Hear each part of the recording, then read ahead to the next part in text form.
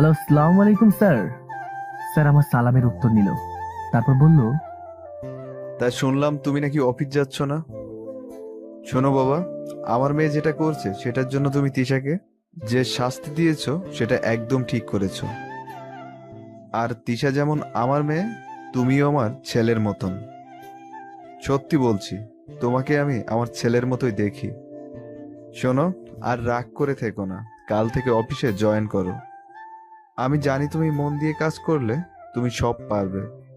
আর আমার মেয়েটা একটু ওই রকমই, তুমি ওর কথায় কিছু মনে করো না। আর আমি খুব তাড়াতাড়ি চলে আসছি, তখন আর কোনো সমস্যা হবে না। কাল থেকে সময় মতো অফিস যাবে। বস যখন নিজে ফোন করে বলছে তাই আর না করলাম না। পরদিন আমি আবার অফিসে জয়েন করলাম। আহা, আমার দামই আলাদা। বস নিজে আমাকে ফোন করে অফিস জয়েন করতে বলল। আমার টেবিলটা খালি পড়ে আছে, আমার যেন মনে হয় অপেক্ষা করছিল। আমি আমার টেবিলে বসে কাজ করতে লাগলাম। কিছুক্ষণ পর দেখি ম্যাম আসছে। ম্যামকে দেখে তো আমার গলা শুকিয়ে যাচ্ছে। যদিও ম্যামের আব্বু আমার পাশে আছে, তবুও সবার সামনে অপমানিত হওয়ার একটা ভয় তো আছেই। আমি ম্যামের দিকে না তাকিয়ে কাজ করতে লাগলাম। ম্যাম আমার কাছে এসে বলল, মামুন সাহেব, অফিসে জয়েন করার জন্য আপনাকে ধন্যবাদ। আর সেদিনের ব্যবহারের জন্য আমি দুঃখিত। আপনি একটু আমার কেবিনে আসুন, আপনার সাথে আমার কিছু কথা আছে। আচ্ছা ম্যাম, আপনি যান, আমি আসছি। কিছুক্ষণ পর আমি ম্যামের কেবিনে গিয়ে বললাম, ম্যাম আসবো? হ্যাঁ, আসুন আসুন। আমি ম্যামের কেবিনে প্রবেশ করলাম। হ্যাঁ ম্যাম, বলুন, আমাকে কি জন্য ডাকলেন? সেটা পরে বলছি, আপনি দাঁড়িয়ে আছেন কেন? নিজে বসা থেকে উঠে দাঁড়ালো, তারপর আমার চেয়ারের কাছে আসলো, আমার চেয়ারের পিছনে গেল। তারপর কিছু ছেঁড়ার শব্দ পেলাম, আর ম্যাম চিৎকার করতে শুরু করলো, বাঁচাও বাঁচাও! আমি কিছুই বুঝতে পারছিলাম না ম্যাম কেন অমন ভাবে চিৎকার করছে। আমি পিছন ঘুরে দেখি ম্যাম তার জামার অনেকটাই ছেড়ে দিয়েছে। ম্যামের চিৎকার শুনে অনেকেই চলে এসেছে, সবাই হাঁ করে দেখছে। আপনার বিশ্বাস করুন, আমি কিছুই করি নাই। ও মিথ্যে বলছে। আমি ওর কাছে ক্ষমা চাই সেদিনের ব্যবহারের জন্য, কিন্তু ও আমাকে একা পেয়ে। কেউ একজন বলল আমাকে নাকি পুলিশকে দিতে। পুলিশকে ফোন দেওয়া হলো, আমাকে সেক্সুয়াল হ্যারাসমেন্টের কেসে গ্রেপ্তার করা হলো, তাও কোনো প্রমাণ ছাড়া, শুধু মুখের কথার ভিত্তিতে। আব্বু আম্মু খবর পেয়েছে কিনা জানি না, খবর পেলে তো এতক্ষণে আমার সাথে দেখা করতে আসতো। বিকেলবেলা উকিল আসলো আর বলল আমার বেল হয়ে গেছে, কিন্তু কে করলো আমার বেল? সেইটা নয়, বাইরে বের হলেই বুঝতে পারবেন। উকিলের সাথে আমি বাইরে বের হলাম। বের হয়ে আমি যা দেখলাম তা। কেন? বিছানা কি হবে?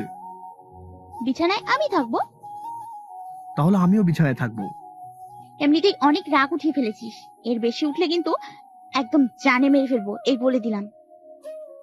তিশা যেই ধরনের মেয়ে আমাকে সত্যি সত্যি জানে মেরে ফেলতে পারে। এখন মরে গেলে আমি আব্বু হব কি করে? তাই একটা চাদর নিয়ে ফ্লোরে শুয়ে পড়লাম। কিন্তু শীতকাল, এমনিতেই ফ্লোর ঠান্ডা, তার উপর গায়ে দেবার মতো কিছুই নেই। আবার আমার কোল বালিশটাও নেই। ভেবেছিলাম বিয়ের পর কোল বালিশটাকে তালাক দিয়ে দেবো, কিন্তু বালিশ নিজেই যখন অন্য কারো।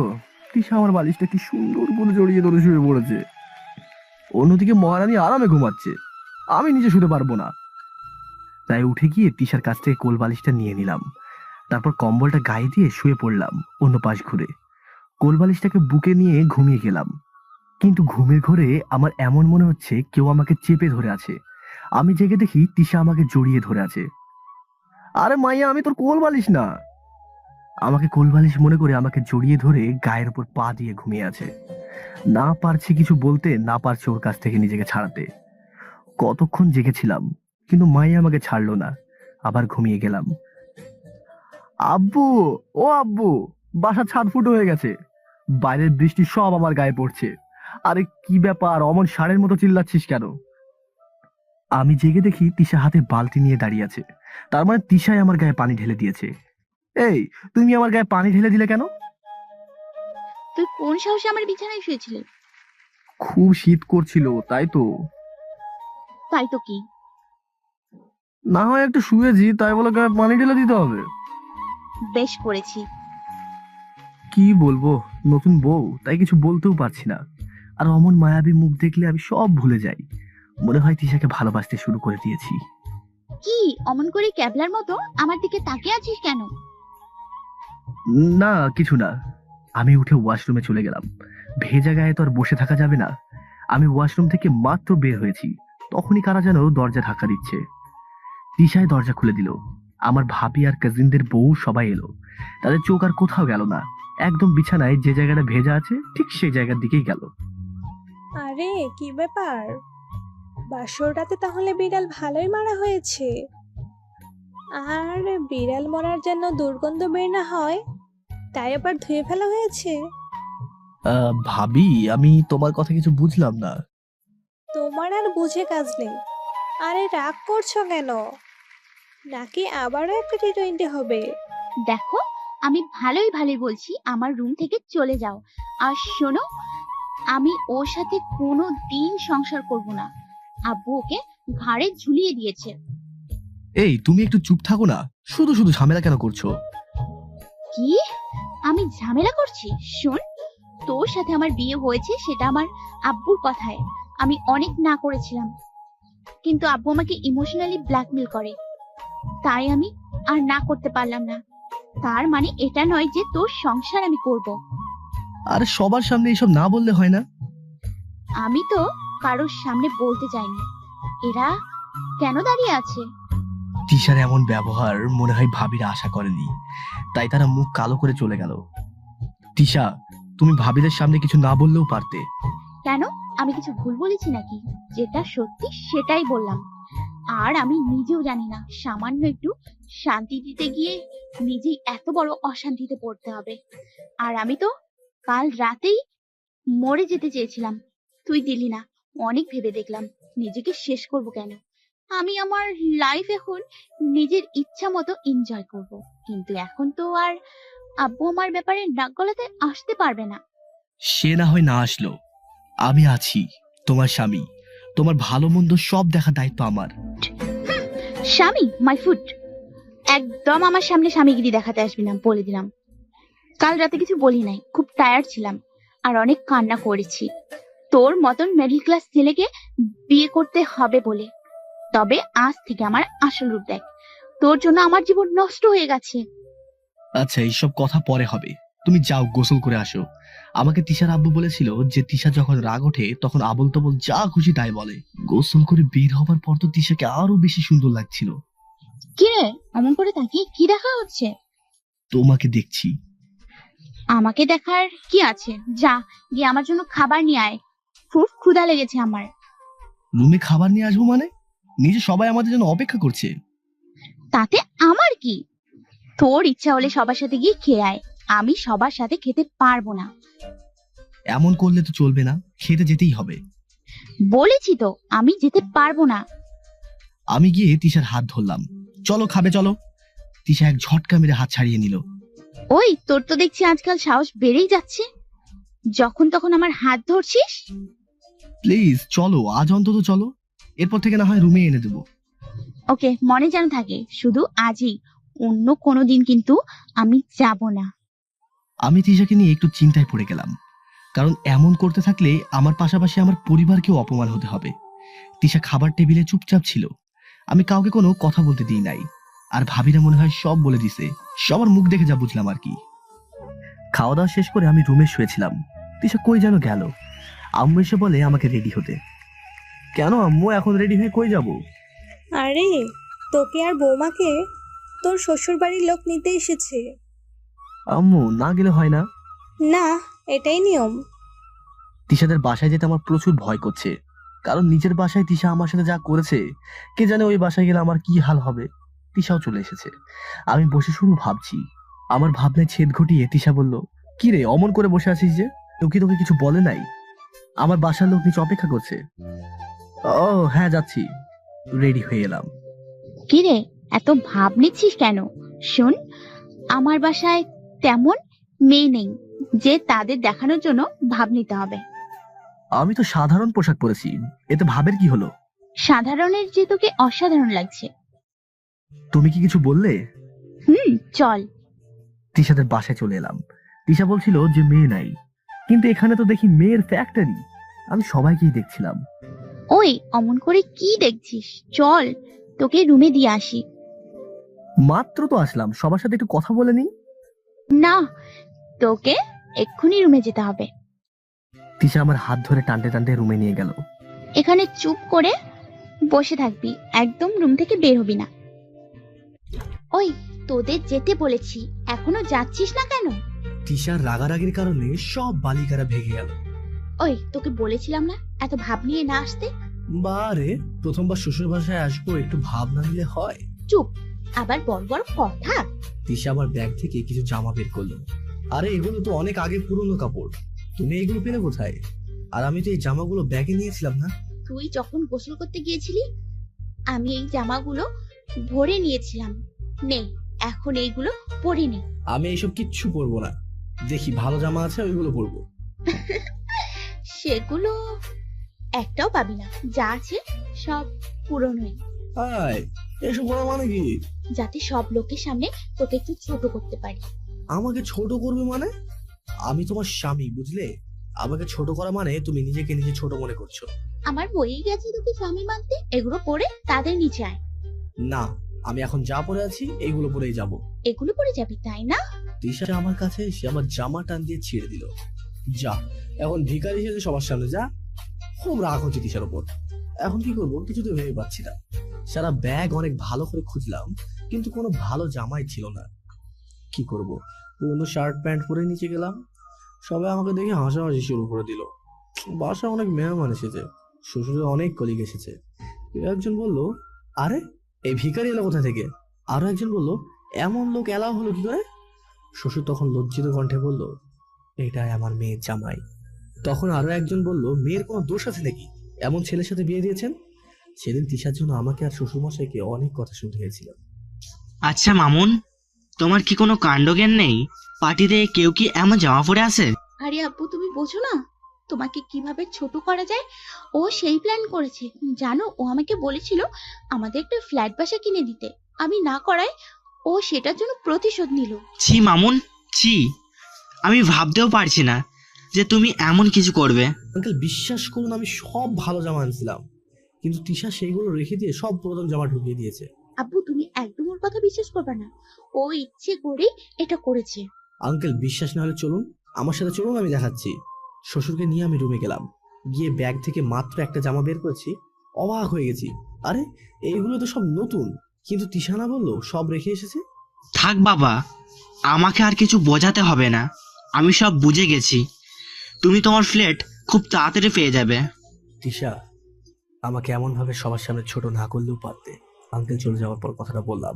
কিরে, কেমন দিলাম? তোর জন্য আমার লাইফ নষ্ট হয়েছে, সমাজের সবার চোখে আমি খারাপ হয়েছি। তুই এটা কি করে ভাবলি শুধু একটা বিয়ের মাধ্যমে সমাধান হবে? আচ্ছা আমি বুঝতে পারছি না, তুমি আমাকে বারবার দোষারোপ কেন করছো বলো তো? আমি তো আর তোমাকে বলি নাই আমার সাথে ওই মিথ্যা নাটক করতে। তোর জন্যই সব হয়েছে। সেদিন তুই সবার সামনে আমাকে অপমান করেছিলি না? ধুর, থাকবোই না আর এই বাসায়। এখন চলে গেলে সবাই কি ভাববে জানিস? সবাই ভাববে তোর আসল রূপ সবার সামনে ফুটে উঠেছে, তাই তুই পালিয়ে যাচ্ছিস। সবাই কি ভাবলো না ভাবলো তাতে আমার কিচ্ছু আসে যায় না। আমি এখানে থেকে অপমানিত হতে পারবো না। আমি সেদিন চলে আসলাম, কেউ আমাকে থাকতেও বলেনি, বললেও আমি থাকতাম না। তিশার উপর আমার যতটা না রাগ হচ্ছে, তার থেকে বেশি রাগ হচ্ছে আব্বুর উপর বাসায় আসার পর। কি ব্যাপার, এত তাড়াতাড়ি চলে এলি? তোমার শ্বশুর তো বলছিল তোকে ফ্ল্যাট দিবে। আরে আব্বু, তুমিও? হ্যাঁ আমিও। আর আমি এটাও খুব ভালো করে জানি তুই বৌমার নামে মিথ্যে বলা শুরু করবি। আব্বু তুমি বিশ্বাস করো, আমার কোনো দোষ নেই। আর তিশা আমাকে কেন বিয়ে করেছে জানো? ওই যে ওকে সবার সামনে অপমান করেছিলাম না, তার জন্য। ঠাস ঠাস করে আব্বু আমাকে চড় বসিয়ে দিল। আমার যতদূর মনে পড়ে, ছোটবেলায় পরীক্ষায় ফেল করার কারণে আব্বু আমাকে মেরেছিল, যার জন্য আমার 14 দিন জ্বর ছিল। তারপর আব্বু আর আমাকে মারেনি, যতই অন্যায় করেছি। অনেক বকা দিয়েছে, কিন্তু কখনো গায়ে হাত তোলেনি। আব্বু তুমি আমাকে মারতে পারলে? হ্যাঁ মারলাম। তোর লজ্জা করে না মিথ্যে বলতে? শোন, আলাদা হতে চাস সেটা বলে দিলেই তো পারতি, তাই বলে অপমান করতে হবে? আব্বু আমি কিছুই করি নাই। থাক, আর কিছু বলতে হবে না, তুই যা এখান থেকে। রুমে মাত্র ঢুকেছি, আমার ফোন প্যাঁ পু করে বেজে উঠলো। স্ক্রিনে দেখি তিশার নাম্বার। কিরে, কেমন লাগলো? বিচার তো তোর কোথাও শান্তি নেই। মন চাচ্ছিল ফোনকে ধরে আছাড় মারি, কিন্তু না, সেটা আর করলাম না। শীত, কিন্তু শরীরে এত রাগ যে এত রাতেই গোসল করে নিলাম। তারপর দিলাম এক ঘুম। 2 দিন পর তিশা বাসায় আসলো। এসে এমন ভাব ধরছে যেন ও কিছুই করে নাই, আর আমি ওকে ছেড়ে এসেছিলাম বলে অনেক কষ্ট পেয়েছে। কি গো তুমি? আব্বু তো বলেছিল তোমার আর আমার জন্য ফ্ল্যাট কিনে দেবে, তারপরেও তুমি এত রাগ না করলেও পারতে। ফ্ল্যাট তো আর রেডি করেনি, একটু খুঁজতে হবে। আমি কোনো উত্তর না দিয়ে বাসা থেকে বের হয়ে গেলাম। রাতে বাসায় ফিরলাম। রাতে না খেয়ে শুয়ে পড়লাম, তবে ফ্লোরে। আমার জন্য বিছানা করাই ছিল। পরদিন সকালে বাসায় নিচে আব্বু আম্মুর সাথে খুব রাগারাগি করছে, সেটা বুঝতে পারলাম। তাই আর শুয়ে না থেকে আমি নিচে গেলাম। তা বাবা, এইসব ছাসপাস কবে থেকে গেলা হয়? আব্বু, তুমি কিসের কথা বলছো? আরে বাহ, এমন ভাবে নিচ্ছে মনে হয় কিছুই জানে না। একদম মিথ্যে বলবে না, আমি তো ভাবতেই পারছি না তুই ড্রিঙ্ক করিস। কি আব্বু, আমি আর ড্রিঙ্ক? আব্বু তোমাকে কে বলেছে সব কথা? কে আবার বলবে? তিশা বলেছে। এগুলো তোর রুম থেকে পেয়েছে? আমার খুব রাগ উঠে গেল। মেয়েটা এত মিথ্যা বলতে পারে ভাবাই যায় না। নিজেকে আর কন্ট্রোল করতেই পারলাম না। তিশার কাছে গিয়ে ঠাস ঠাস করে একটা চর বসিয়ে দিলাম। বাহ মামুন বাহ, বৌমা সত্যি কথা বলে দিয়েছে বলে ওকে মারলি? আব্বু দেখো, এইরকম মেয়ের কথা বিশ্বাস করে আমাকে ভুল বুঝো না। আব্বু মনে হয় আমার কথায় রেখে গেল, আমাকে মারার জন্য আমার দিকে এগিয়ে আসলো, কিন্তু তিশা বাধা দিল। আব্বু, ওকে মারবেন না। দেখ, ওকে দেখে একটু শেখ।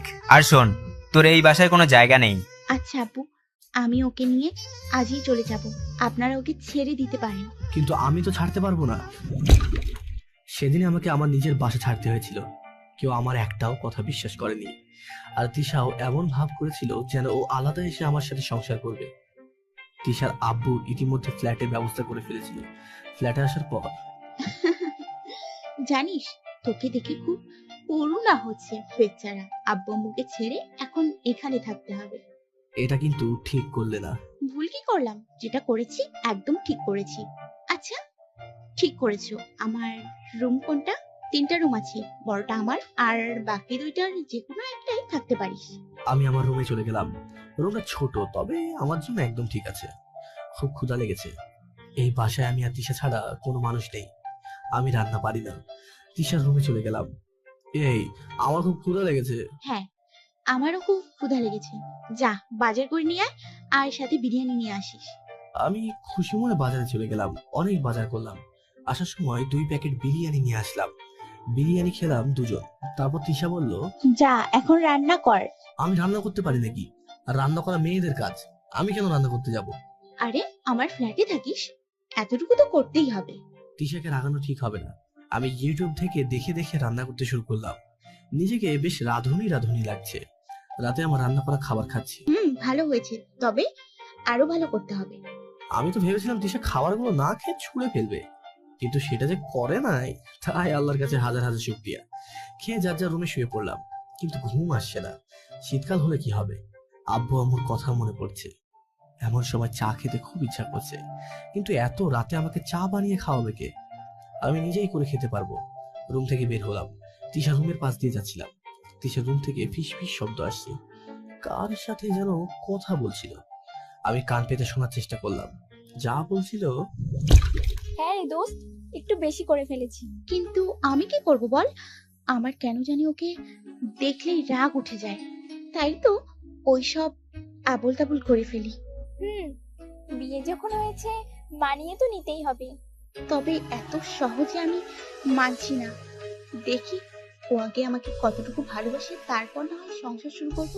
ওকে তো আমার খুব ভালো লাগে, স্বামী হিসেবে একদম ঠিক। তবে ওকে দেখে বুঝেছি আমার থেকে বেশি রাগী। এমনি তো শান্তশিষ্ট পিচ্চি ছেলের মতো থাকে, কিন্তু রেগে গেলে ওর দিকে তাকানো যায় না। পোশাকের ব্যাপারে আমি বুঝতেই পারিনি এত বড় ঝামেলা হয়ে যাবে। আসলে আমার কাজিনরা হা করে তাকিয়েছিল। আমার খুব রাগ হচ্ছিল জানিস।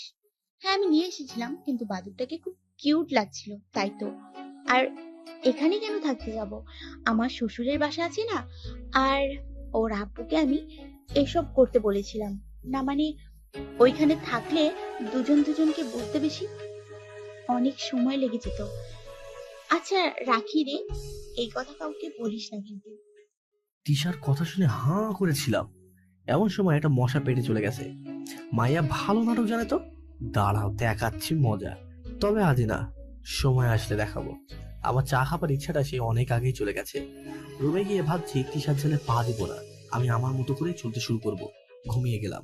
এই ওঠ, আর কত হবে? অফিস যেতে হবে না? রান্না করতে হবে না? এই সরো তো, ঘুমাতে দাও। তিশা আমাকে ধাক্কা মারতে লাগলো। আমার মাথায় দুষ্টুমি বুদ্ধি ভর করলো। তিশাকে কাছে এনে, আরে মিথিলা, জানো তুমি? আসো কাছে আসো। বুকে টেনে এনে তিশা মনে হয় অবাক হয়েছে। এই ওঠ ওঠ। ওই মিথিলাকে সেটা তোমাকে বলতে যাবো কেন? দেখ, যা জিজ্ঞেস করছি তাড়াতাড়ি সেটার উত্তর দে বলছি। কি যেন জানতে যাচ্ছ তুমি? এই মিথিলাটা কে? আমার জানু, আমার প্রাণ, গার্লফ্রেন্ড। কি, তোর গার্লফ্রেন্ড আছে? আর সেটা তুই বউয়ের সামনে বলছিস? বউ? কিসের বউ? তুমি না বলেছিলে তুমি আমাকে স্বামী হিসেবে মানো না? মিথিলাকে এই কথা বলার পর বললো, তুমি এখনো ওর সাথে রিলেশন কন্টিনিউ করতেছো? আর আমিও মিথিলাকে খুব ভালোবাসি। আমি নিচের দিকে তাকিয়ে কথাগুলো বলছিলাম। তিশার দিকে তাকাতে দেখি গাল দুটো লাল হয়ে আছে। আচ্ছা, এখানে কিছু কি পোড়ার গন্ধ পাচ্ছি? মনে হয় কিছু পড়ছে। ওই দেখ, একদম বেশি কথা বলবি না। ওঠ আর যা রান্না কর। আমি কোনো রান্না করতে পারবো না। হ্যাঁ, তুমি যদি না পারো আমাকে বলো, আমি মিথিলাকে নিয়ে আসছি। ওই একদম ওই মেয়ের নাম আমার সামনে বলবি না। যা, ফ্রেশ হতে যা। অফিস যাবি না? আচ্ছা, আমি ফ্রেশ হতে গেলাম।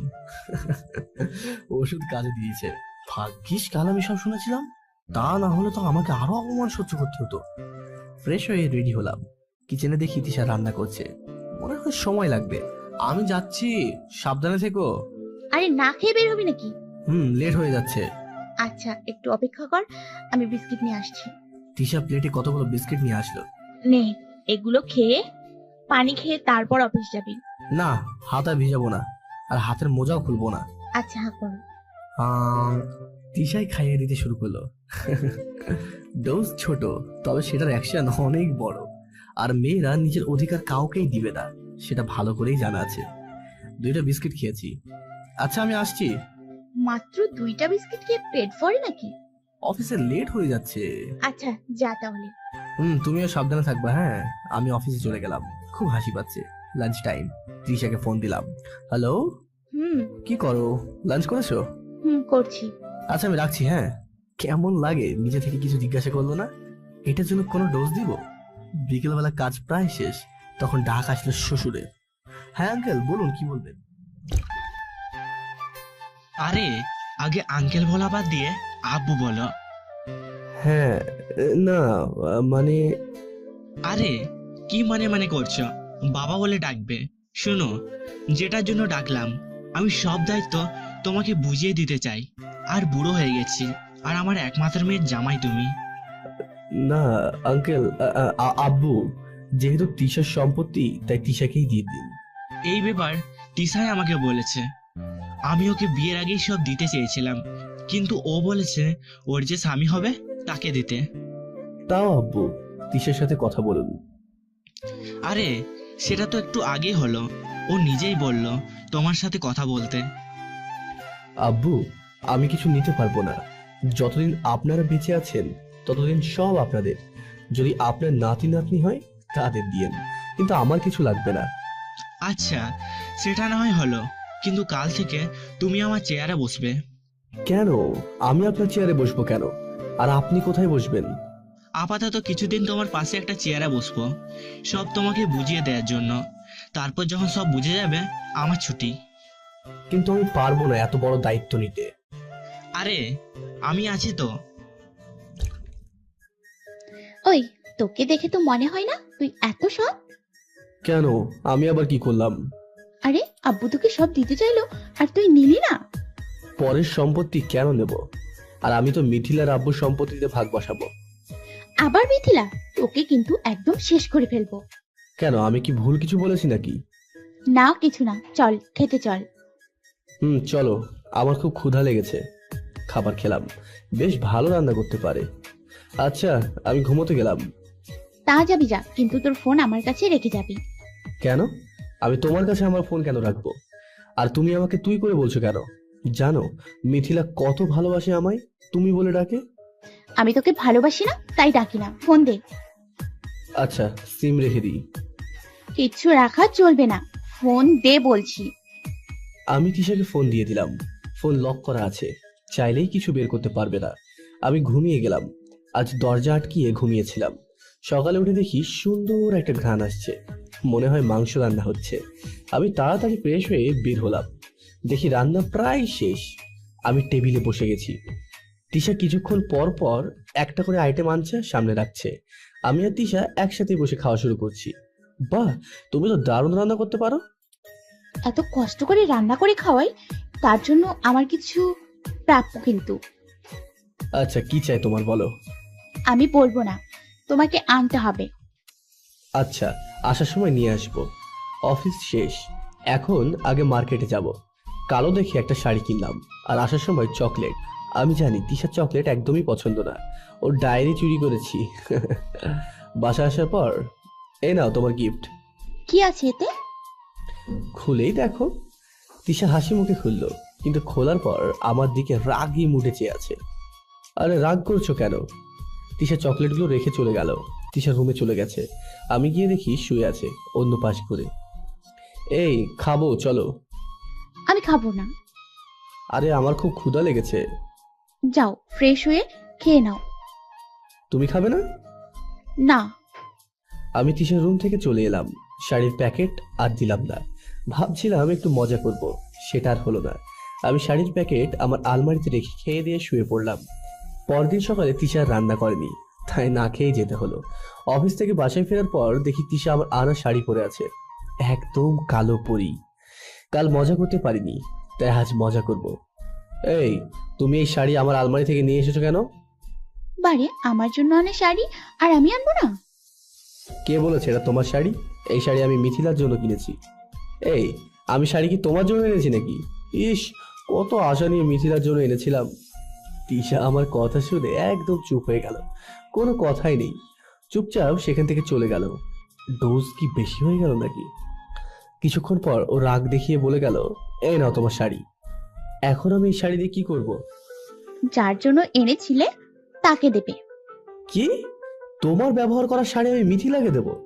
দরকার হলে আমি নতুন শাড়ি কিনে দেব, তবুও আমি এই শাড়ি মিথিলাকে দেব না। তিশা মাথা নিচু করেই দাঁড়িয়েছিল।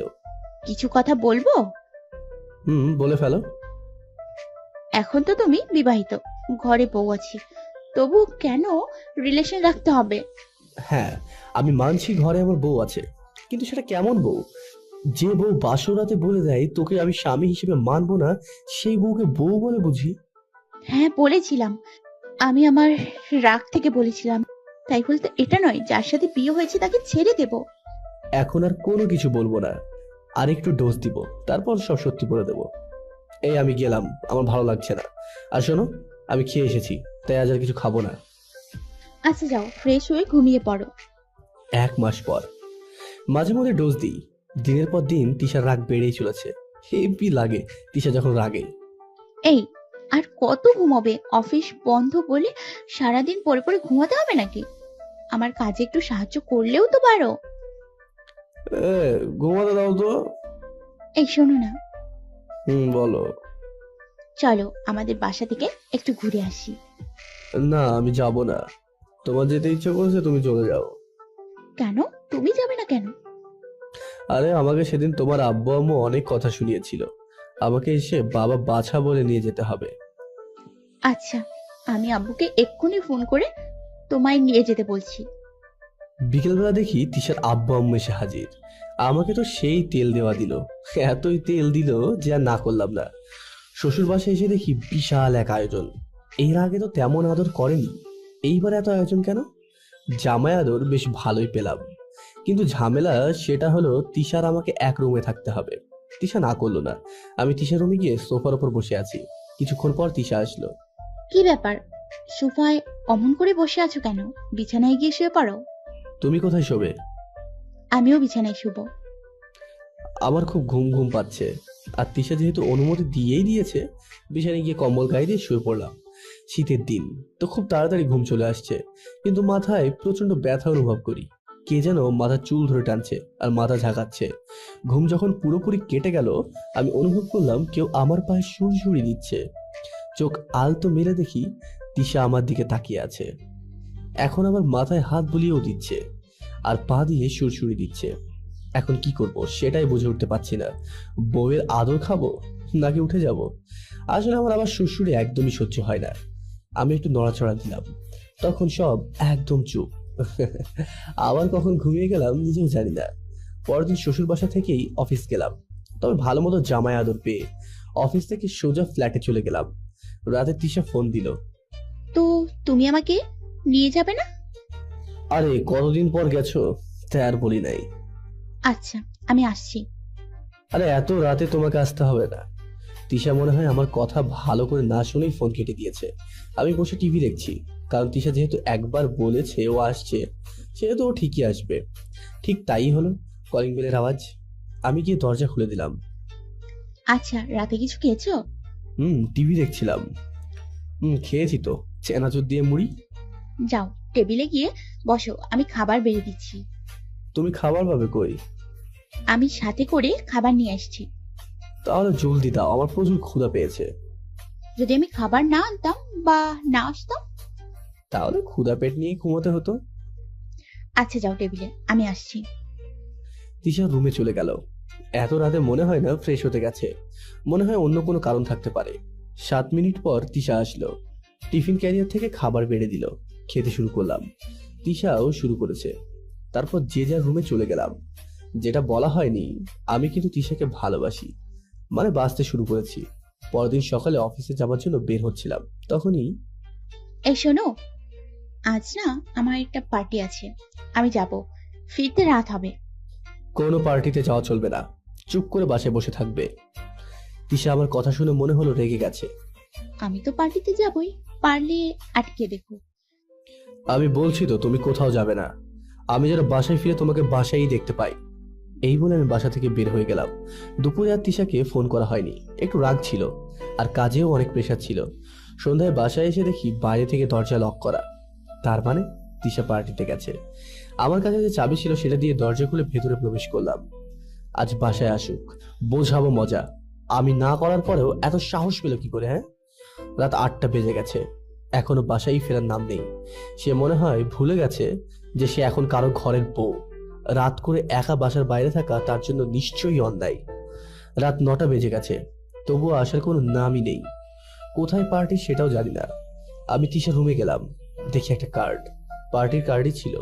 ঠিকানা পেয়ে গেলাম, বেশি দূরে না, গাড়ি নিয়ে গেলে 20 মিনিট লাগবে। গাড়ি নিয়ে বের হলাম। পার্টিতে মিউজিক বাজছে ঠিকই, কিন্তু কোথাও কোনো মানুষই দেখছি না। অন্ধকার চারিদিক। আমি এদিক ওদিক যাচ্ছি, কিন্তু কিছু নজরে আসছে না। হঠাৎ কারো কথা শুনতে পেলাম, তিশার গলার আওয়াজ। আমার সাথে এমন করছো কেন? প্লিজ রাফি, আমাকে ছেড়ে দাও। আমি সামনে এগোতে লাগলাম, কাছে গিয়ে ফোনের ফ্ল্যাশ লাইট জ্বালালাম। যেটা দেখলাম সেটা দেখে এত রাগ হলো যে ছেলেটার বুকে একটা লাথি দিলাম। তাতেই কাজ হয়ে গেল। ছি তিশা, ছি, তুমি এমনটা করবে সেটা আমি ভাবতেও পারিনি। এইসব করার জন্য আমি না করার সত্ত্বেও তুমি এখানে এসেছো। ছি। বিশ্বাস করো, আমি কিছু করিনি, ও আমাকে জোর করছিল। থাক, ধরা পড়ে আর মিথ্যা বলতে হবে না। আমার ভাবতেও ঘৃণা হচ্ছে এমন একটা নষ্টা মেয়েকে আমি বিয়ে করেছি, যে কিনা ঘরের স্বামী রেখে বাইরে আসে নষ্টামি করতে। মুখ সামলে কথা বলবে বলে দিলাম, না জেনে এত বাজে কথা বলতে তোমার মুখে আটকাচ্ছে না? আমার আর তোর মতো মেয়ের সাথে কথা নেই, চল বাসায় চল। মামুন তিশাকে নিয়ে বাসায় চলে এলো। বাসায় আসার পর তিশা কিছু বলতে চাইলেও মামুন না শুনে রুম থেকে চলে গেল। পরদিন মামুনের অফিসের একটা প্রজেক্টের জন্য চট্টগ্রাম যেতে হবে, কিন্তু যা দেখছে আর যা হলো সেটার জন্য তিশার সাথে আর না।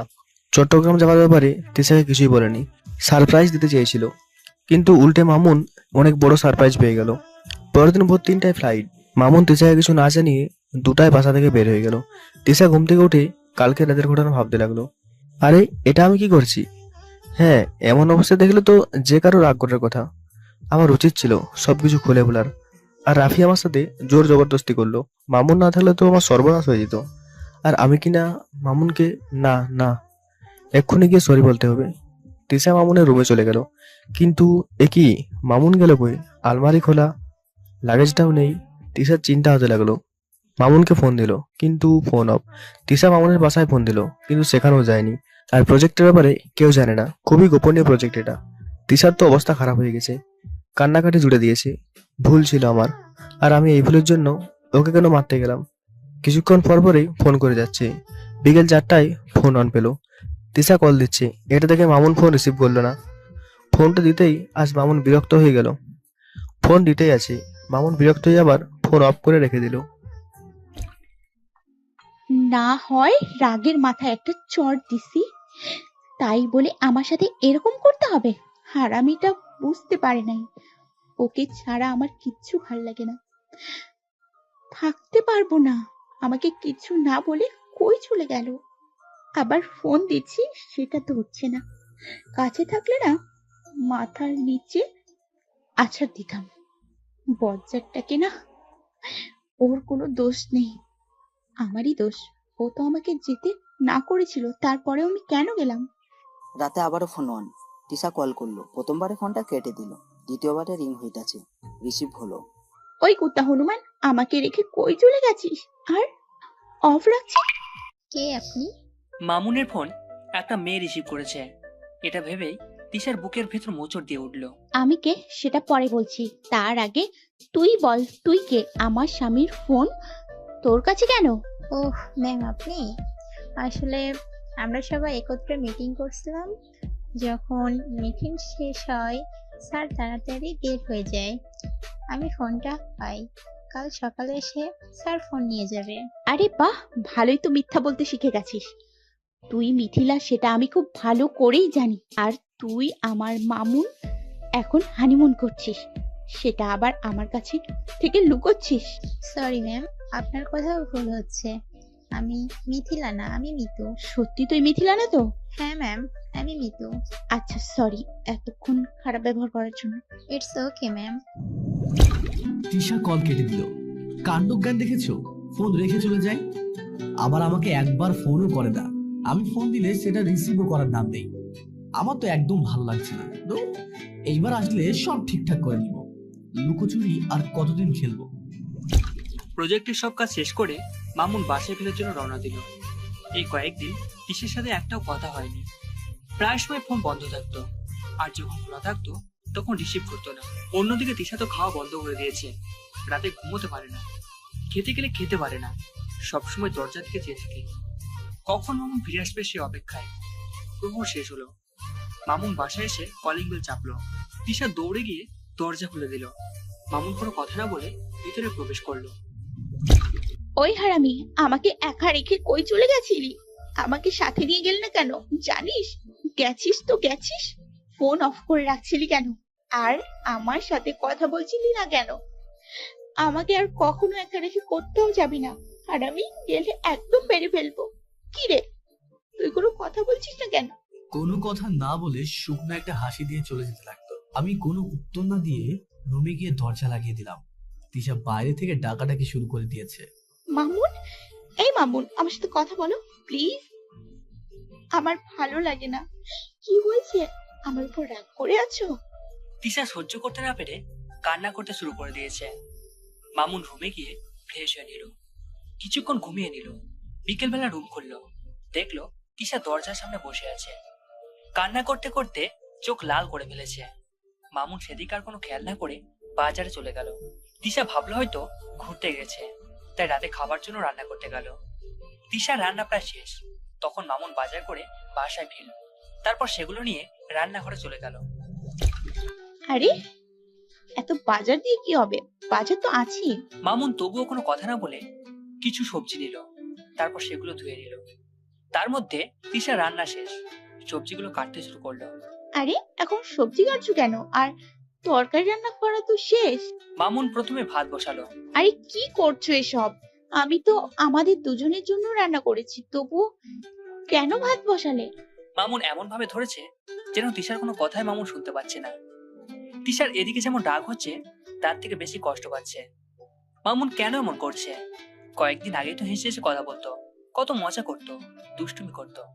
আর সেই মামুন কিনা এমন ভাবে ধরেছে যেন সেই বাসায় একাই আছে, তার সাথে আর কেউ। এই থামো, কি করছো এসব? আর অমন ভাবে কেউ সবজি কাটে? হাত কেটে যাবে তো। কথাটা বলতে মনে হয় দেরি, কিন্তু হাত কাটতে দেরি নেই। এই দেখেছো, সত্যি সত্যি হাতটা কেটে ফেললি। দেখি কতখানি কেটে গেছে। এই কথা বলে মামুনের হাত মাত্র ধরেছে, কিন্তু মামুন হাতটা ঝাপটা মেরে ছাড়িয়ে নিল। আরে এমন কেন করছো? আর এত রাগ কেন করছো? মামুন কোনো কথা না বলে নিচে রুমে চলে গেল। তারপর ব্যান্ডেজ করার জন্য বসেছে। দাও, আমাকে দাও, আমি করে দিচ্ছি। মামুন স্যাভলন দিয়ে পরিষ্কার করে নিল। আমাকে দিতে বলেছি তো নাকি? তুমি একা পারবে না তো? মামুন তিশার দিকে একবার তাকালো, তারপর ব্যান্ডেজ করায় মন দিল। ব্যান্ডেজ করে আবার এসে রান্না করা শুরু করলো। আচ্ছা, তুমি যখন রান্না করছো একটু বেশি করে রান্না করো। আজ রাতে তোমার হাতে রান্না খাবো। মামুন রান্না করছে আর তিশা একটার পর একটা কথা বলেই যাচ্ছে। নানানভাবে মামুনকে হাসানোর চেষ্টা করছে, কিন্তু কিছুতেই হচ্ছে না। এক পর্যায়ে তিশা আর থাকতে না পেরে কান্না করতে করতে নিজে রুমে গেল। রান্না করা শেষে মামুন খেয়ে নিল। তিশাকে একবারও ডাকলো না। খাওয়া শেষ করে মামুন গিয়ে নিচের রুমে ঘুমিয়ে গেল। অন্যদিকে তিশা এসে দেখে মামুন যা রান্না করেছিল কিছু আর বাকি নেই। তিশার প্রচুর ক্ষুধা থাকা সত্ত্বেও না খেয়ে ঘুমিয়ে গেল। পরদিন সকালে উঠে দেখে মামুন আবারও যথারীতি রান্না করছে। আরে তুমি এখন উঠলে আর রান্না করছো কেন? যাও, তুমি গিয়ে রেডি হয়ে নাও, আমি রান্না করে রাখছি। আজও মামুন তিশার সাথে কোনো কথা বলছে না। রান্না শেষে মামুন খেতে বসলো। এই আমিও খাবো, দাও। মামুন তিশার দিকে খাবার বাটি বাড়িয়ে দিল। তিশা নিজের প্লেটে কিছু বেড়ে নিল। মামুন নিচের দিকে চেয়ে চেয়ে খাচ্ছে। অন্যদিকে তিশা মামুনের দিকে চেয়ে আছে। এই তোমার না কাল হাত কেটেছিল, সেটার ব্যথা কমেছে? মামুন নিচের দিকে চেয়ে খাচ্ছে। ধুর, শয়তান কি শুরু করেছে আমার সাথে? আমি কি কোনো খেলনা নাকি? আমাকে নিয়ে খেলছি কেন? খাওয়া শেষ, মামুন নিচের রুমে চলে গেল। কিছুক্ষণ পর রেডি হয়ে বের হলো। যাবার আগে তিশার হাতে একটা খাম ধরিয়ে গেল। তিশা তো মহামুখী। তিশা ভাবছে নিশ্চয় এটা কোনো সারপ্রাইজ গিফট আছে, তাই কাল থেকে আজ পর্যন্ত শয়তানটা আমার সাথে অমন করছিল। তিশা তাড়াতাড়ি করে খামটা খুললো। খামের মধ্যে ছিল 7,000 টাকা আর একটা চিঠি। তিশা চিঠিটা পড়তে শুরু করলো। এখানে 7,000 টাকা আছে, আমার রুম ভাড়া। আশা করি যেটা দিয়েছি সেটা যথেষ্ট। যদি আরো লাগে বা আপনার না পোষায় আমাকে বলবেন, আমি রুম ছেড়ে দিব। আরো একবার শখ খেলো তিশা। তখন তিশা ভাবতে লাগলো, কেন মামুন এমন করছে? ও হ্যাঁ, সেদিনের ওই ব্যবহারের পর থেকে মামুন আমার সাথে কথা বলে না। এত রাগ। আজ বাসায় আসুক না, রাগ কিভাবে ভাঙাতে হয় সেটা আমি ভালো করেই জানি। আর ওর জন্য আমি ঠিক করে থাকতে পারছি না, কিন্তু ওর ওই দিকে কোনো লক্ষ্যই নেই। রাতে মামুন বাসায় ফিরল। ওই হারামি, দাঁড়া, তোর সাথে আমার কথা আছে। মামুন না দাঁড়িয়ে রুমের দিকে যাচ্ছিল। তিশা যখন মামুনের সামনে গিয়ে দাঁড়ালো, ওই আমার দোষ কি আমার সাথে? আর কত এমন করবি? আচ্ছা, আমার বাসায় থাকতে তোর সমস্যা তাই তো? চল, আজকেই তোর বাসায় চলে যাব। সেখানে তো আর আমাকে ভাড়া দিতে পারবি না। তোর আব্বুও বলেছে ওই বাসায় চলে যেতে, সবাই একসাথে থাকবে। মামুন তো সব আগে থেকে জানে, তাই আর কিছু বলল না। কারণ এই বাসায় থাকতে মামুনের আর ভালো লাগছিল না। মামুন মাথা নাড়িয়ে চলে যাচ্ছিল। ওই দাঁড়া, আমার কথা শেষ হয়েছে নাকি? আমার উপর কেন এত রাগ করে আছিস? মামুন কোনো কথা বলছে না। কি হলো বল, আমার উপর কেন এত রাগ করে আছিস? আচ্ছা থাক, বলতে হবে না, আমি তো রাগ ভাঙিয়ে দিচ্ছি। তিশা মামুনের কলার চেপে ধরল। তারপর যেই কিস করতে যাবে তার আগে মামুন নিজের মুখ অন্যদিকে ঘুরিয়ে নিল। আরে আরে, কি করতে যাচ্ছেন এসব? কি করতে যাচ্ছি সেটা বুঝতে পারছি না। দেখুন, এইসবে কোনো মানে হয় না। আমি তোর স্ত্রী, তোকে আমি কিস করতেই পারি। সেটা আর কিছুদিন, তারপর আমি একদিকে আর আপনি অন্যদিকে।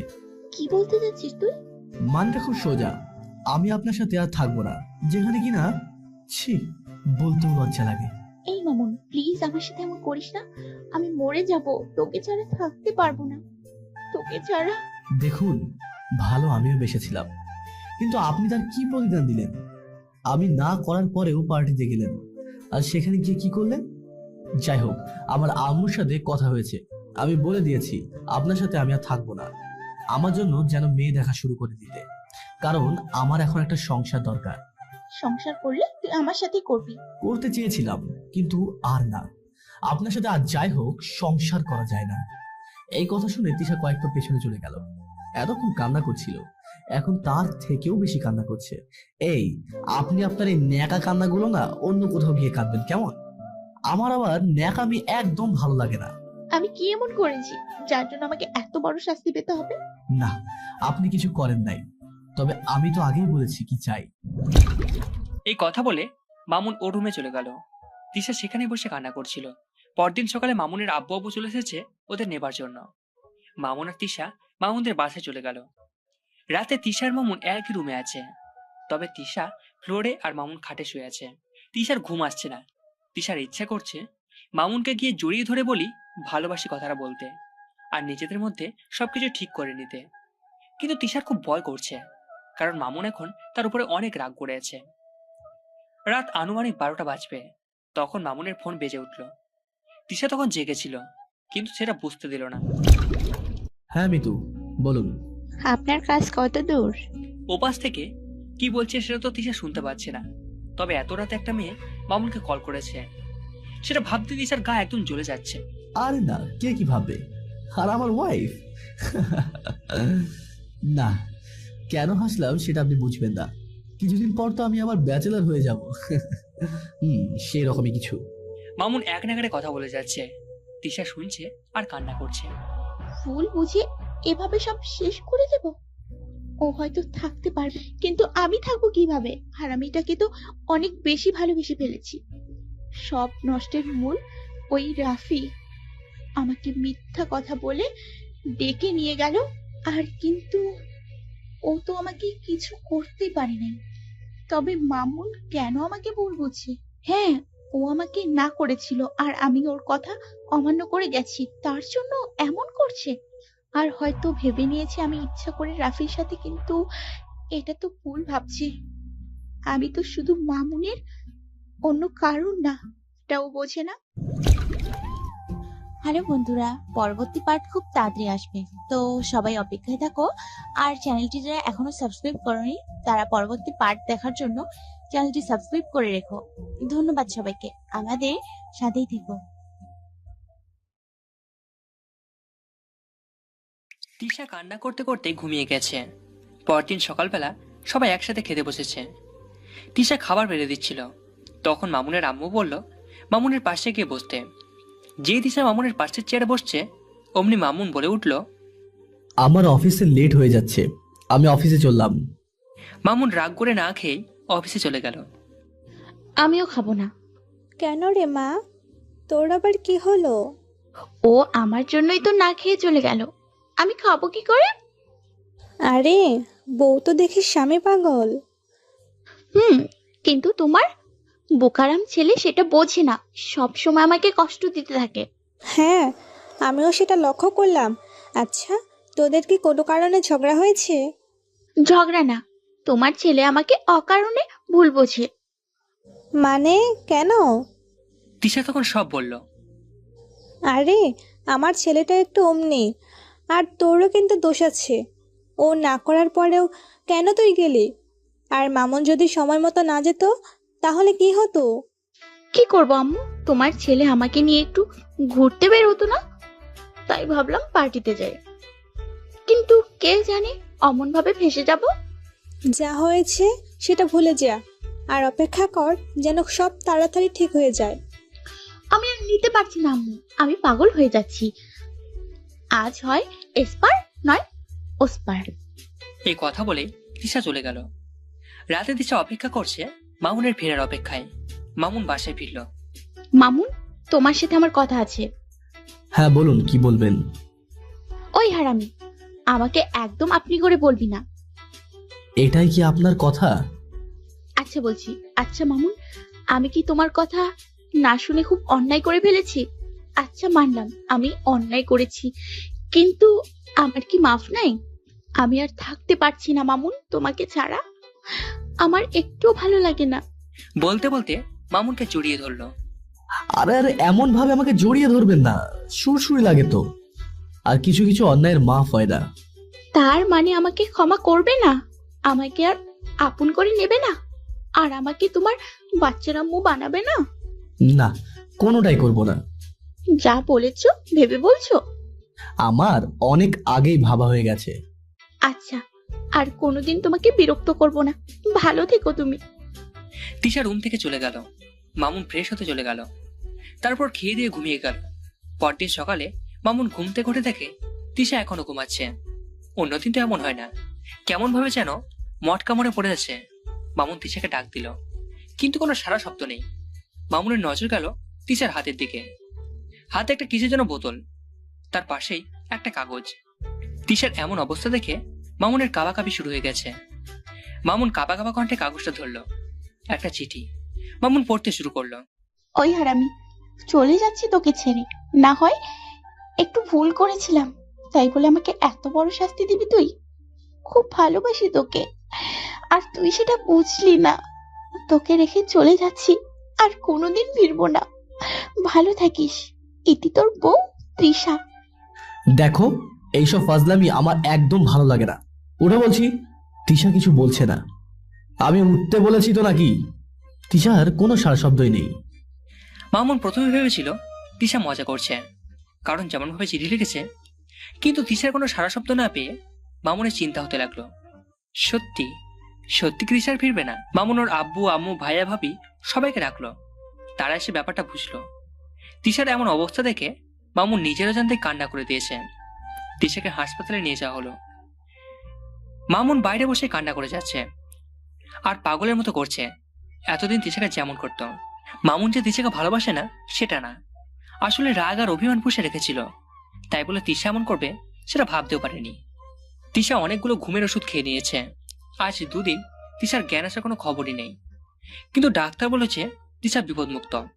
মামুন তো এই 2 দিন না খাওয়ায় সবকিছু ভুলে গেছে, একদম পাগলের মতো হয়ে গেছে। তিশাকে বেডে দেওয়া হয়েছে। মামুন তিশার উপর বসে আছে।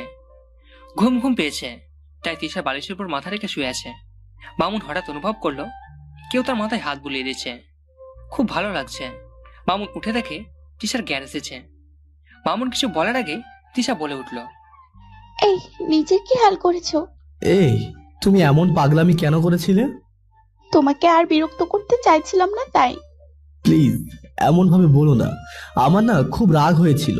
যদি সেদিন আমি না যেতাম আর তোমার যদি কিছু হয়ে যেত, আমি থাকতাম কাকে নিয়ে? কেন, আছে না তোমার মিথিলা? চুপ। আমার অন্য কাউকে চাই না, তোমাকেই চাই। আমাকে চাইলে আমার সাথে। আরে তুমি কান্না করছো কেন? আমি থাকতে পারবো না তোমাকে ছাড়া। তোমাকে যে খুব দরকার আমার জীবনে। এই কথাটা কখন বুঝলা? এই 2 দিনে খুব ভালো করে বুঝেছি। তোমাকে ছাড়া আমি একদম শূন্য। সেটা তো ভালোই, কিন্তু তোমাকে সারা জীবনেই শূন্যতা নিয়েই থাকতে হবে। মানে কি বলতে চাচ্ছ তুমি? তোমার কথার মানে বুঝতে পারলাম না। তুমিই তো চাচ্ছিলে আমি তোমার কাছ থেকে দূরে সরে যাই। মরতে যেহেতু পারলাম না, সেহেতু আমাকে দূরে সরিয়ে রাখতে হবে। আমি থাকতে দিলে তো থাকবে। আমাকে নিজের কাছে রাখতে হলে আমাকে ইমপ্রেস করতে হবে। বলো, কি করলে তুমি ইমপ্রেস হবে? আমি সব করব তোমার জন্য। আচ্ছা, তাহলে তুমি যেটা করেছিলে আমিও সেটা করব। তাহলে তো তুমি ইমপ্রেস হয়ে যাবে। একদমই কাজ করতে যাবে না, না হলে কিন্তু আমি তোমাকে সারা জীবনের জন্য ছেড়ে যাব। আমাকে অন্যভাবে ইমপ্রেস করতে হবে। আসো জানু, বুকে আসো। দূর, এইসবে আমি ইমপ্রেস হব না। তাহলে কি করব? তোমাকে কোলে নিয়ে ঘুরবো? সেটা আমি ইমপ্রেস হবার পর। মামুনের রাগ উঠে গেল, তাই মামুন রাগ করে বাইরে চলে গেল।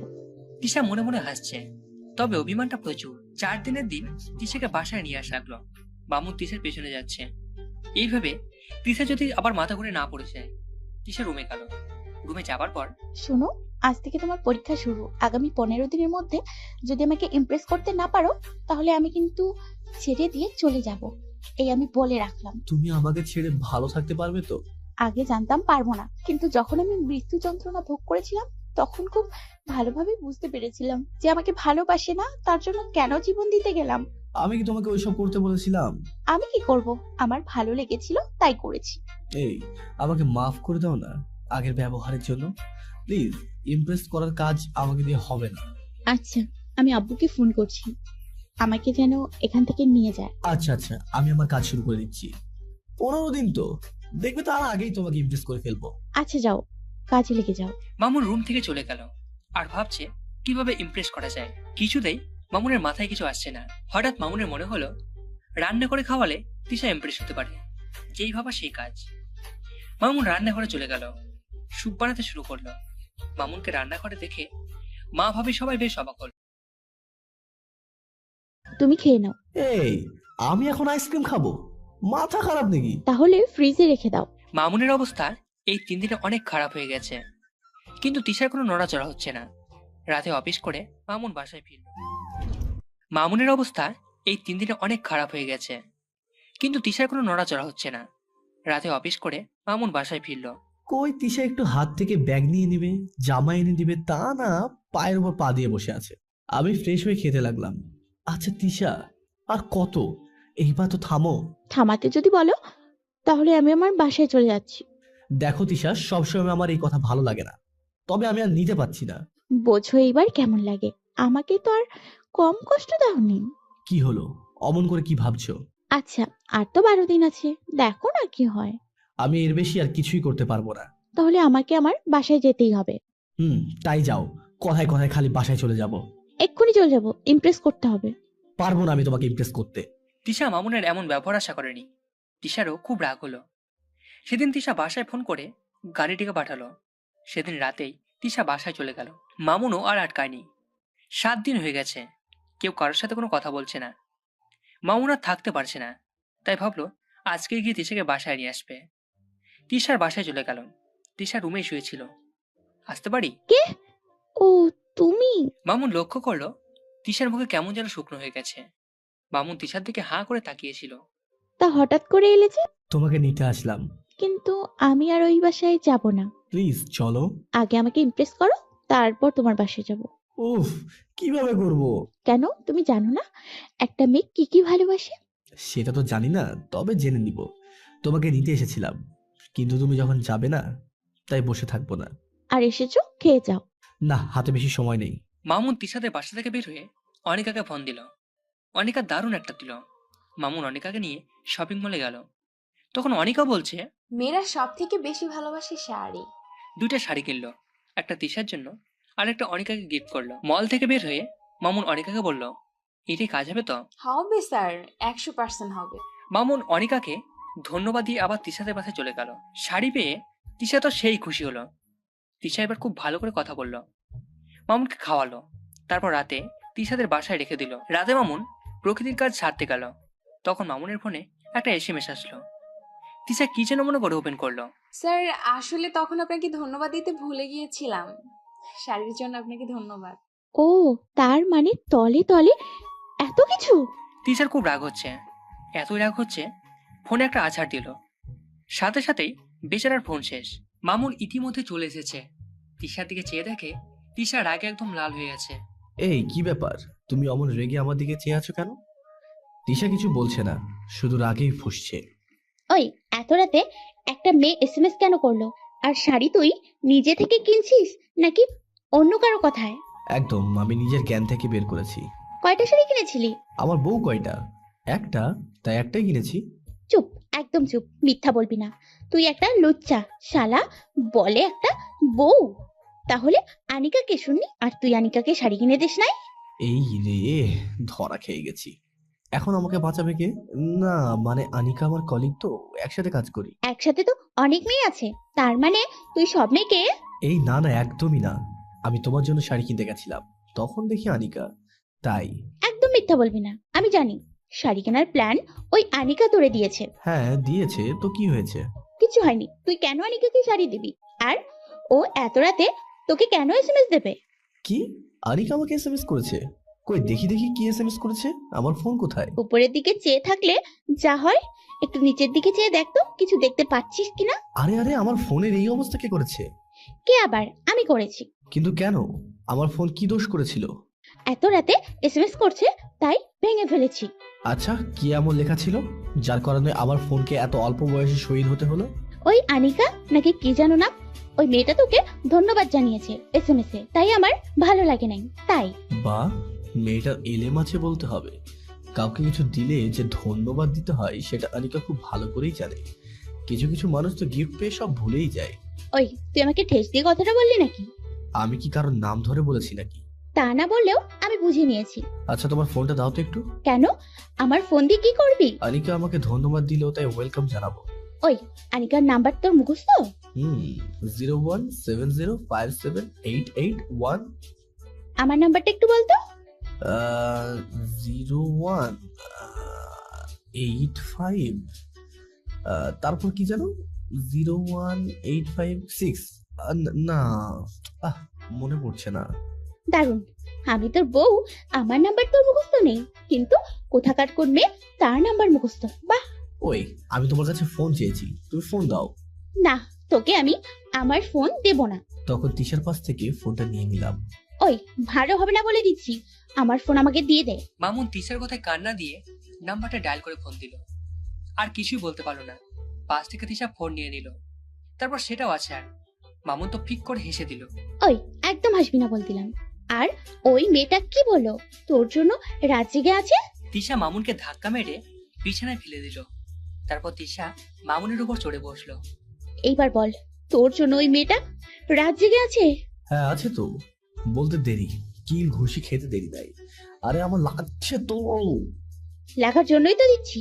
বল, আরো কোন কোন দিন কোন কোন মেয়েকে কি কিনে দিয়েছিস? হ্যাঁ দিব। কি বললি তুই? না, আর কোনো দিন কোনো মেয়েকে কিছু কিনে দিব না। আমার ফোনই তো ভেঙে দিছো। ভেঙেছি, খুব ভালো করেছি। মামুনের দম বন্ধ হয়ে আসছে এবার। তিশা ঝটপট মামুনের বুকের উপর থেকে নেমে গেল। মামুন জোরে জোরে নিঃশ্বাস নিচ্ছে। সেদিন রাত তো ঝগড়া করতে করতে পার হয়ে গেল। পরদিন মামুন অফিসে চলে গেল। সারাদিনে মামুনের সাথে কোনো কথা বলতে পারেনি। এতদিন অভিমান ছিল, তাই নিজে থেকে কথা বলেনি। কিন্তু কাল মামুন এসে সব শেষ করে দিয়েছে। কিভাবে কথা বলবে? না আছে মামুনের কাছে ফোন, না আছে তিশার কাছে। অফিসের ল্যান্ডলাইনে ফোন দেবে, কিন্তু যদি কাজে ব্যস্ত থাকে। তিশা আর কিছু ভাবতে পারছে না। মার্কেটে চলে গেল তিশার জন্য আর মামুনদের জন্য ফোন কিনলো। তারপর তিশা সোজা অফিসে চলে গেল। দেখে মামুন মন দিয়ে কাজ করছে। তিশা এসেছে, সেই দিকে কোনো খেয়ালই নেই। তিশা 14 মিনিট দাঁড়িয়ে আছে, কিন্তু মামুনের কোনো রেসপন্স নেই। তিশা আর না পেরে একটা চেয়ার টেনে অনেক রাগ নিয়ে বসে পড়ল। মামুন তখন ল্যাপটপ থেকে চোখ সরিয়ে দিল। আরে, তুমি কখন এলে? এসেছি অনেকক্ষণ হয়েছে, কিন্তু আপনি তো আপনার কাজ নিয়ে ব্যস্ত। আমার দিকে কি আপনার কোনো নজর আছে? আরে এইভাবে কেন বলছো? একটা গুরুত্বপূর্ণ কাজ করছিলাম। তুমি থাকো তোমার কাজ নিয়ে। এই নাও ধরো, এটা তোমার। আরে বাহ, নতুন ফোন। কিন্তু হঠাৎ আমাকে ফোন কিনে দিলে? শোনো, তোমাকে এই ফোন দিয়েছি শুধু আমার সাথে কথা বলার জন্য। অন্য কোনো মেয়ের সাথে কথা বললে খবর আছে, এই বলে দিলাম। আচ্ছা, আজকে বিকালে কি তুমি ফ্রি আছো? আমি বিজি থাকি কবে? তাহলে ওই সেদিন যে শাড়িটা দিয়েছিলাম না, সেটা পরে রেডি থেকো, আমরা বের হবো। সত্যি বলছো তুমি? আজ আমরা ঘুরতে বেরোবো? ওই, সত্যি করে বলো তো, এই প্ল্যানটা কার? গড প্রমিস, এটা আমারই প্ল্যান। তাহলে আমি এক্ষুনি সাজুগুজু করতে বসে যাচ্ছি। তুমি তাড়াতাড়ি চলে আসবে কিন্তু। এই শোনো না, শুনছি। তুমি কি ইমপ্রেস হয়েছো? না, এখনো হয়নি। তুমি মনে হয় ফেল করবে। কথাটা শুনে মামুনের খুব খারাপ লাগলো। তাই আর কোনো কথা না বলে ফোনটা কেটে দিল। খুব খুশি মনে কল করেছিল। তিশা তো খুশি মনে সাজুগুজু করতে বসলো। বিকেলে মামুন চলে এসেছে। তিশা এখনো সাজুগুজু করছে। মামুন কোনো কথা না বলে ফ্রেশ হতে চলে গেল। ফ্রেশ হয়ে বের হয়ে রেডি হয়ে নিল। তারপর তিশাকে নিয়ে বের হয়ে গেল। মামুন গাড়ি ড্রাইভ করছে। মামুনের মন খারাপ। তিশা সেটা বুঝতে পারলেও কিছু বলছে না। নানাভাবে মামুনকে হাসানোর চেষ্টা করছে। মামুন একটু হাসলেও পরক্ষণে আবার মন খারাপ করে গাড়ি ড্রাইভ করছে। তার গন্তব্যে পৌঁছে গেছে। তিশাকে রেখেই মামুন সোজা হাঁটা ধরলো।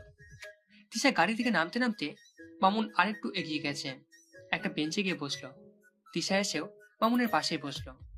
ওই, তোমার কি হয়েছে? না, কিছু হয়নি। কি হবে? অন্যদিকে তাকিয়ে। কিছু একটা হয়েছে। না না, আমার কিছু হয়নি। মামুন কোনো কথা বলছে না। তিশা দেখতে পেল একটা কপাল। ছেলেটা মেয়ের কোলে মাথা রেখে শুয়ে আছে, আর মেয়েটা ছেলের সাথে অনেক দুষ্টুমি করছে। মামুন এতক্ষণ মন খারাপ করে সেটা দেখছিল না। আমার বসে দেখতে ভালো লাগছে না, চলো সামনে যাই। তিশা কিছু বলতে যাবে, তার আগেই মামুন উঠে হাঁটা ধরলো। মামুন এত নীরব হয়ে দেখছে, তিশা নিজেকে সামলাতে পারছে না। সে আগের মতো হয়ে যাচ্ছে। তিশা পেছনে পেছনে যাচ্ছে। এই আমার ভালো লাগছে না, চলো বাসায় চলো। এখনো তো সন্ধ্যা হয়নি, এখন কেন বাসায় যাব? আমার ভালো লাগছে না, তাই বাসায় যাব, চলো। এই, তোমার কেমন লাগছে? খুব খারাপ লাগছে নাকি? আরে তেমন কিছু না, বাসায় যাবো চলো। আর আছেই তো কয়েকটা দিন, তুমি আমার বাসায় থাকবে। তিশা আর কিছু বলল না মামুনের সাথে। মামুনের সাথে সে বাসায় চলে আসলো। রাতে সবাই একসাথে খেতে বসেছে, কিন্তু মামুন মুখে কিছুই নিতে পারছে না। পেটে প্রচুর ক্ষুধা, কিন্তু মনে হচ্ছে পেট ফুলে আছে, কিছুই খেতে পারবে না। কি রে, অমন করে বসে আছিস কেন? খাচ্ছিস না কেন? না, এমনি ভালো লাগছে না। আমি চললাম, তোমরা খেয়ে নাও। মামুনের রুমে এসে ফ্লোরে বিছানা করে শুয়ে পড়লো। কিছুক্ষণ পর তিশা রুমে আসলো। এই তোমার কিছু হয়েছে? কি হলো? আমি তোমাকে কিছু বলেছি তো নাকি? ও ও, হ্যাঁ, কি বললে? ওই, তোমাকে সেই তখন থেকে দেখছি, তোমার কিছু একটা হয়েছে। আরে না, আমার কিছু হয়নি। বলো না কি হয়েছে তোমার। আরে কিছু হয়নি, আমাকে একটু ঘুমোতে দাও তো, হাতে আছে আর একদিন। সকালে মামুন অফিসে যাবার জন্য বেরোচ্ছে। তিশা মামুনের লাঞ্চের জন্য খাবার রেডি করে দিচ্ছে। মামুন অফিসে চলে গেল। কোনোভাবে তিশার দিক থেকে সবুজ বাতির সংকেত পাচ্ছে না। এটা ভেবে খুব চিন্তা হচ্ছে মামুনের। রাতে বাসায় ফিরে কি রুমে চলে গেল। কিছুক্ষণ পর তিশা আসলো। তিশা, কাল আমার জন্মদিন। আমি যদি তোমার কাছ থেকে আমার জন্মদিনের গিফট চাই, তুমি কি সেটা দিবে? দেবো। বলো তুমি কি চাও। প্লিজ, তুমি আমাকে ছেড়ে যেও না। সরি, সেটা হবে না। তোমাকে আমি শর্ত দিয়েছিলাম, আর তুমি সেই শর্ত পালন করতে ব্যর্থ হয়েছো। তাই আমি যেটা বলেছিলাম সেটাই হবে। মানে আমি কালই বাসা থেকে চলে যাব। কোনোভাবে কি থাকা যায় না? যদি তুমি আমার শর্ত মতো আমাকে ইমপ্রেস করতে পারো, তাহলে অবশ্যই এখানে থেকে যেতাম, কিন্তু আচ্ছা, কখন যাবে কাল? কাল যাব সেটা কনফার্ম, কিন্তু কখন যাব সেটা এখনো বলতে পারবো না। আচ্ছা, ভালো থেকো। কাল থেকে আমি আর এই ঢাকাতে থাকবো না, এই শহর ছেড়ে অনেক দূরে চলে যাব। মানে তুমি ঢাকা ছেড়ে যাবে, এর মানে কি? আসলে এখানে থাকলে হয়তো তোমার সাথে দেখা হয়ে যাবে, পুরনো স্মৃতিগুলো মনে পড়ে যাবে, তাই স্মৃতিগুলো ঝেড়ে ফেলার জন্য চলে যাব। আচ্ছা, আমি একটু বাইরে যাব, তুমি দরজা লাগিয়ে ঘুমিয়ে পড়ো। আর শোনো, ভালো থেকো। এই, তুমি এত রাতে বাইরে যাবে? আর আমি দরজা লাগিয়ে ঘুমিয়ে গেলে তুমি ঘুমোবে কোথায়? এই বলে মামুন বাইরে চলে গেল। এখন উল্টো তিশার আরো বেশি কষ্ট হচ্ছে। মামুন ঢাকা ছেড়ে চলে যাবে, এই কথা ভাবতেই তিশার চোখে জলে ভরে গেছে। অনেকক্ষণ হয়ে গেছে, কিন্তু মামুন বাসায় ফিরছে না। তিশা এখনো ঘুমোতে পারেনি। তিশা মামুনের ফোনে ফোন করলো। রিং হচ্ছে, কিন্তু কেউ রিসিভ করছে না। কলের পর কল করেই যাচ্ছে, কিন্তু রিসিভ করছে না। তিশা রুম থেকে বেরিয়ে আসলো। এসে আবার কল দিতেই পাশের রুম থেকে রিংটনটার শব্দ শুনতে পেল। তার মানে মামুন এই রুমে ঘুমিয়ে আছে, আর আমি কিনা এতক্ষণ ওর চিন্তায় পাগল হয়ে যাচ্ছিলাম। কাল সকালে একবার ঘুম থেকে উঠুক, তারপর মজা বোঝাবো। আমাকে এতক্ষণ ধরে কান্না করানোর মজা ও হাড়ে হাড়ে টের পাবে। তিশা কটমট করতে করতে নিচের রুমে চলে গেল। পরদিন সকালে ঘুম থেকে উঠে মামুনকে উইশ করার জন্য মামুনের রুমে চলে গেল, কিন্তু রুমে কেউ ছিল না। তার মানে মামুন অফিসে চলে গেছে। তিশা সবার সাথে প্ল্যান করছে, সারা বাসা খুব সুন্দরভাবে সাজালো। রাত 8টা বেজে গেছে, কিন্তু মামুন এখনো বাসায় ফিরছে না। তখন থেকে কল করে যাচ্ছে, কিন্তু বারবার ফোন অফ পাচ্ছে। সবাইকে চিন্তা করছে সেটা জানি না। তিশা শুধু এটাই চিন্তা হচ্ছে, মামুন সত্যি সত্যি থেকে ছেড়ে দিয়ে চলে গেল না তো? উফ, কেন সে কাল এত বেশি বলতে গেলাম। ওকে ছাড়া আমার কিছু হবে, আমিও থাকতে পারবো না। রাত 11টা বেজে গেছে, কিন্তু মামুন এখনো বাসায় ফিরছে না। তিশা হাউমাউ করে কেঁদে উঠলো। কি রে মা, তুই কাঁদছিস কেন? আম্মু, তোমার ছেলে আমাকে ছেড়ে দিয়ে চলে গেছে। মানে কি বলছিস এইসব? হ্যাঁ আম্মু, তোমার ছেলে কাল আমাকে বলেছিল ও অনেক দূরে চলে যাবে। আম্মু আমাকে নিয়ে গেল না কেন? আমি থাকবো কিভাবে হারামিটাকে ছাড়া? চিন্তা করিস না মা, মামুন ফিরবে, খুব তাড়াতাড়ি ফিরবে।